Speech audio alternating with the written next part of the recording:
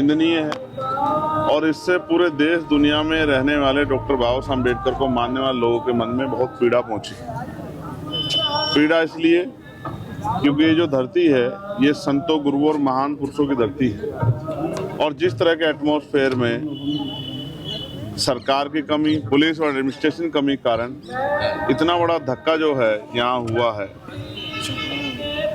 भारतीय संविधान को जलाने की कोशिश करना, उसकी प्रति को, राष्ट्रीय ध्वज को भी, कल इंक्वायरी में आया, मैंने आज सुबह ही मुझे पता लगा कि यहाँ राष्ट्रीय ध्वज का भी एक हिस्सा था जिसको जलाया गया है और बाबा साहब अम्बेडकर के स्टैचू को तोड़ने का प्रयास करना, ये दुखद है। इस पर सरकार ठोस कार्रवाई करे और पूरे प्रदेश में, और मैं तो केंद्र सरकार से कहूँ पूरे देश भर में जहाँ महापुरुषों की स्टैचू लगी हुई है, जहाँ इस तरह के स्थल हैं, पवित्र स्थल, उनकी निगरानी और उनकी सुरक्षा की व्यवस्था जो है मजबूत की जाए, क्योंकि छोटी छोटी घटनाएं बहुत बड़ी घटना को जन्म दे सकती है। ये बात मैं और आप सब समझते हैं।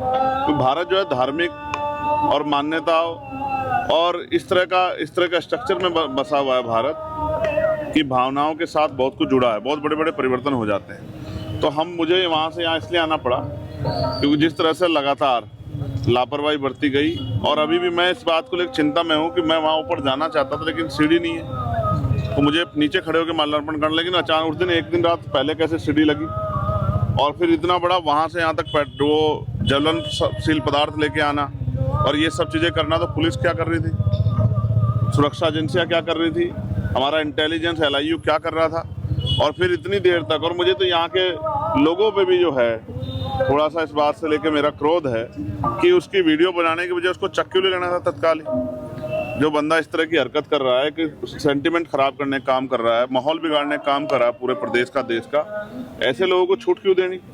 तो उस पर सख्त से सख्त कार्रवाई हो, उस पर NSA लगाया जाए, क्योंकि राष्ट्रीय ध्वज का अपमान करना है, संविधान का अपमान करना है, देशद्रोह है। तो देशद्रोह की धाराओं में उसको ऊपर बढ़ाई जाए और उसके पीछे की पूरी इंक्वायरी जो है उसकी इतनी निष्पक्ष हो कि ये पता लगे उसके पीछे कौन है। क्योंकि ऐसा भी लगता है कि यहाँ का माहौल बिगाड़ने के लिए जो भाईचारा यहाँ बना हुआ है उस भाईचारे को तोड़ने के लिए भी ये किया गया है। जैसे कोई बता रहा है कि उसका ब्रेन वहाँ वॉश हुआ, कहीं भी वॉश हुआ हो, ब्रेन वॉश करने का मतलब अगर कोई भी अपराध करेगा तो अपराधी के साथ तो अपराधी जैसा ही सलूक होगा और उस पर सख्त कार्रवाई हो कि दोबारा कोई ऐसी घटना ना करे।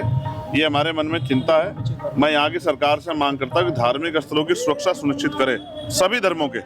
और ये जिस तरह का लॉ एंड ऑर्डर यहाँ फेलियर हुआ है, कई घटनाएं जो है, कई सिंगर और बहुत सारे लोगों को जिस तरह उनकी जान को नुकसान पहुंचा है, मैं सरकार से भी कहूँगा कि जो हमारे धार्मिक गुरु हैं उनकी सुरक्षा भी सुनिश्चित किए जाए कि ऐसा ना हो किसी एक छोटी सी घटना से एक बहुत बड़ी चिंगारी लग जाए। मैं यहाँ इसलिए आया हूँ पर्सनली ये जानकारी करने के लिए कि इस घटना के असल में क्या है, पुलिस की कार्रवाई और ये सब चीज़ सरकार की देखरेख में होता है, लेकिन ज़मीन पे बहुत कुछ पता लगता है। तो आज हम बैठ के इस पर चर्चा करेंगे और सारी बात को निकाल के फिर दिल्ली में जाके इस पर और मजबूत चर्चा करेंगे, क्योंकि ऐसी चीज़ों को रोकना पड़ेगा, भविष्य में ऐसी चीज़ें ना हो। सर देखा जाए तो जिस दिन ये मूर्ति के साथ ही हरकत की गई, जिस इंसान ने की है, कहना है कि उसी टाइम पुलिस के द्वारा वो पकड़ा गया था, तो आपको क्या लगता है कि अभी तक उसको कोई भी सजा क्यों नहीं मिली? नहीं, सजा तो कोर्ट देता है, पुलिस सजा नहीं दे सकती, लेकिन मैं आपसे स्पष्ट करूं कि अभी उसमें कार्रवाई और होनी चाहिए जी। जो लोगों की मांग है, क्योंकि लोगों में गुस्सा है, लोग उबल रहे हैं जी। लोगों के मन में इससे पीड़ा पैदा हो रही है। तो पूरे प्रदेश को और देश से मेरे पास लाखों मैसेज हैं। फिर ये पार्लियामेंट के समय मुझे इसलिए आना पड़ा क्योंकि लाखों मैसेजेस, सबकी इच्छा थी कि आप जाके देखें, क्योंकि पंजाब जो है ये किसान मजदूर एकता का, शक्ति का स्रोत रहा है। और यहाँ से अगर इस तरह की चीज़ें हो रही है, वो भी फिर हमारे तीरथ हरमिंदर साहिब के पास अगर इस तरह से हो रहा है, तो ये फिर ये इसके पीछे भी कौन है, उनको उसकी जानना, उसकी फेर जांच हो, इसकी मांग भी सरकार से होनी चाहिए। मैं सरकार को मेमोरेंडम भी एक दूंगा कि वो इसकी निष्पक्ष जांच कराए और तह तक जाने का प्रयास करे कि अचानक से एक व्यक्ति जो अपने परिवार से दूर रहता था और उसने इतनी बड़ी घटना को अंजाम क्यों दिया। और जैसा ये भी बताया गया कि कहीं पे वो जो हमारा तिरंगा है देश के सामने, उसको कहीं वो जलाना चाहता था और कहीं पे भी, तो इसका मतलब वो एक बहुत बड़ी साजिश कर रहा है। उसके पीछे जो लोग हैं उनका पर्दाफाश होना चाहिए, उनको भी सजा मिलनी चाहिए। ठीक है सर, मेहरबानी।